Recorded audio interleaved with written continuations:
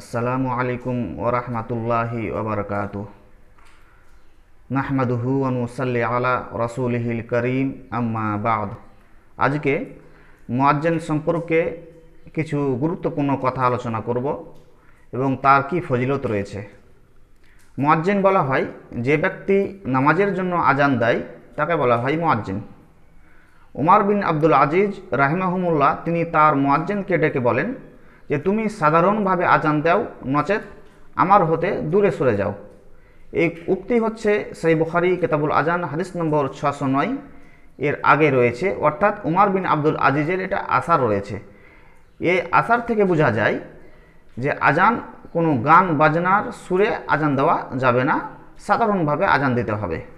মুয়াজ্জিনের যে ব্যক্তি আজান দেয় তাকে মুয়াজ্জিন বলে। মুয়াজ্জিনের গুরুত্ব ফজিলত অনেক ফজিলত রয়েছে। হযরত আবু হুরায়রা রাদিয়াল্লাহু তাআলা আনহু বলেন, রাসূলুল্লাহ সাল্লাল্লাহু আলাইহি ওয়াসাল্লাম বলেছেন, মানুষ যদি জানতে পারত যে আজান এবং প্রথম কাতারে নামাজ আদায় করার কত নেকি আছে, তবে মানুষ লটারি করত। এই হাদিস রয়েছে সহিহ বুখারী কিতাবুল আজান হাদিস নাম্বার 615। এই হাদিস থেকে বুঝতে পারলেন মানুষ যদি জানতে পারত যে আজানের কত ফজিলত, প্রথম কাতারে নামাজ আদায় করার কত ফজিলত, তবে মানুষ লটারির মাধ্যমে মানুষেরা আজান দিত, মানুষেরা প্রথম কাতারে বসত। হযরত মুআবিয়া রাদিয়াল্লাহু তাআলা আনহু বলেন, আমি রাসূলুল্লাহকে বলতে শুনেছি, কিয়ামতের দিন মুয়াজ্জিনের ঘাড় সব থেকে উঁচু হয়ে থাকবে। এই হাদিস হচ্ছে সহিহ মুসলিম কিতাবুস সালাহ হাদিস নম্বর 852। তবে বুঝতে পারছেন আপনি, কিয়ামতের দিন পৃথিবীর সব মানুষ থেকে ওই মুয়াজ্জিন মানুষের ঘাড়টি সব থেকে উঁচু হয়ে থাকবে সম্মানের দিক দিয়ে। আবু হুরায়রা রাদিয়াল্লাহু তাআলা আনহু বলেন, রাসূলুল্লাহ সাল্লাল্লাহু আলাইহি সাল্লাম বলেন, ইমাম জিম্মেদার এবং মুয়াজ্জিন হচ্ছে আমানতদার। হে আল্লাহ, তুমি ইমামদের সঠিক পথ প্রদর্শন করো এবং মুয়াজ্জিনদের ক্ষমা করো। এই হাদিস হচ্ছে আবু দাউদ কিতাবুস সালাহ হাদিস নম্বর 517। এই হাদিস থেকে বুঝতে পারলেন যে আল্লাহ রসুল ইমাম এবং মুয়াজ্জিনের জন্য দোয়া করলেন এবং ইমামকে জিম্মাদার বললেন এবং মুয়াজ্জিনকে আমানতদার বললেন। আবু সাঈদ খুদরি রাদিয়াল্লাহু তাআলা আনহু বলেন, রাসূলুল্লাহ সাল্লাল্লাহু আলাইহি সাল্লাম বলেছেন, আজান খুব উঁচু আওয়াজে দাও, আজান খুব উঁচু আওয়াজে দাও, কারণ জিন জাতি, মানুষ জাতি, এমনকি প্রত্যেক বস্তু যে মুয়াজ্জিনের আজান শুনে কিয়ামতের দিন ওই মুয়াজ্জিনের জন্য সাক্ষী দিবে। এই হাদিস হচ্ছে আপনার সহিহ বুখারী কিতাবুল আজান হাদিস নম্বর 609। এই হাদিস থেকে আপনি বুঝতে পারলেন যে মুয়াজ্জিন যে আজান দেয় তার আজানের আওয়াজ যতদূর যাবে ততদূর সে মানুষ জাতি হোক বা জিন জাতি হোক বা যে কোনো বস্তু হোক তার জন্য কিয়ামতের দিন সাক্ষী দিবে।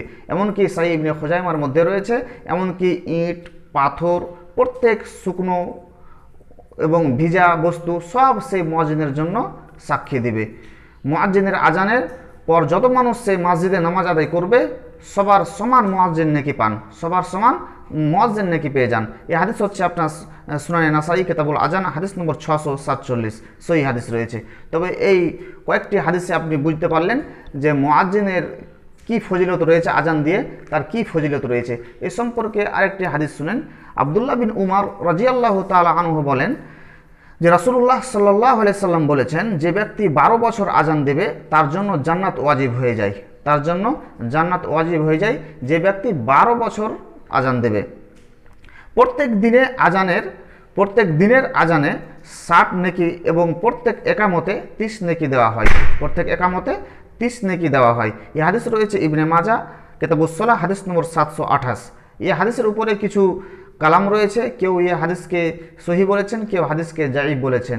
ইবনে জুরাইজ মুদাল্লিস হওয়ার কারণে কেউ এই হাদিসকে জাইফ বলেছেন, আবার কেউ সিলসিলাতুল আহাদিস সাহিহার মধ্যে এর কিছু সহিহ শাওয়াহিদ রয়েছে, তার জন্য কেউ আবার এই হাদিসকে সহিহ বলেছেন। আল্লাহু আলাম। তো বুঝতে পারলেন যে এই হাদিস দিয়ে বুঝতে পারলেন যে কেউ যদি 12 বছর আজান দেয় তার জন্য জান্নাত ওয়াজিব হয়ে যায় এবং আজানে 60 নেকি এবং একামতে 30 নেকি করে পায়। তবে বুঝতে পারলেন মুয়াজ্জিনের কি ফজিলত রয়েছে ইসলামের মধ্যে। অবশেষে আল্লাহর কাছে দোয়া, আল্লাহ রাব্বুল আলামিন আমাদের তুমি সঠিক কথা শোনা এবং তার উপরে আমল করার তৌফিক দাও। আল্লাহুম্মা আমিন। আসসালামু আলাইকুম।